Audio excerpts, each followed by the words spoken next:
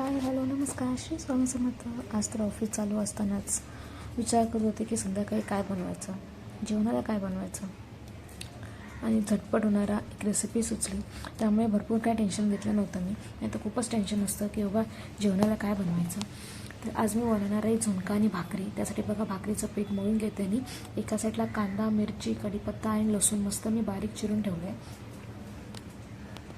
भाकरीचं पीठ मळून घेते आणि भाकऱ्या करून घेते. तांदळाचं पीठ मळून घेते. आणि माझ्याकडे बघा पितळेची तांब्याची कळशी आहे. ती मला लग्नामध्ये कन्यादानामध्ये भेटली होती.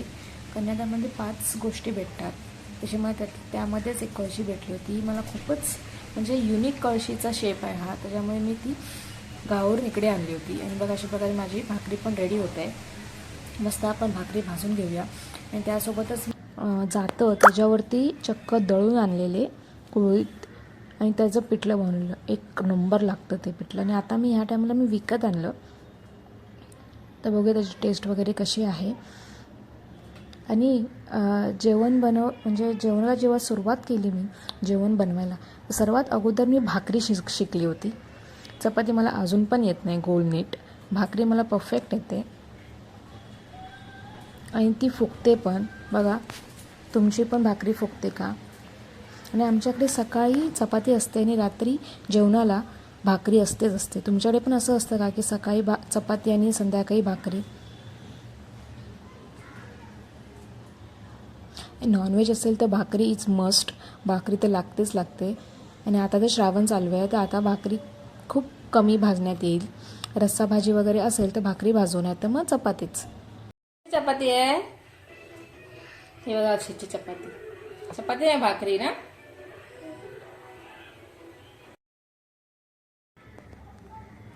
हे बघा मी इथे अर्धी वाटी कुळीताचं पीठ घेते आणि ते प्लॅस्टिकमध्येच त्याने दिलं होतं, तर त्याच्यातच बांधून ठेवते मी. आणि त्याच्यामध्ये नॉक करण्यासाठी बघा ही असं मी डीमार्टमधून घेऊन आली होती.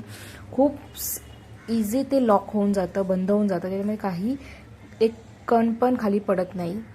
आणि त्याच्यामध्ये मी थोडंसं पाणी टाकून ते मस्त मिक्स करून घेतले. आणि आता त्याला फोडणी आणि आपण ते मस्तपैकी आता पिठलं करून घेऊया. त्यासाठी एका कढईमध्ये तेल घेतले. तेलामध्ये सर्व आपण मोहरी, जिरं, लसूण, कांदा, मिरची, अजून थोडासा कांदा, कढीपत्ता, मिरची मी टाकली नाही कारण की बाबू खाणार होता. आणि थोडासा लाल मसाला टाकला, गरम मसाला, हळदीचे सर्व मसाले टाकून पिठी त्याच्यामध्ये टाकूया. आणि थोडंसं पाणी टाकून मस्त ते मिक्स करून घेऊया. तोपर्यंत पिठी रेडी होतं. पण मी भांडी घासून घेतली. बघा अशा प्रकारे माझी पेटी पण रेडी आहे. ही व्हिडिओ तुम्हाला आवडली तर नक्की लाईक करा. आपण भेटूया नेक्स्ट व्हिडिओमध्ये. बाय.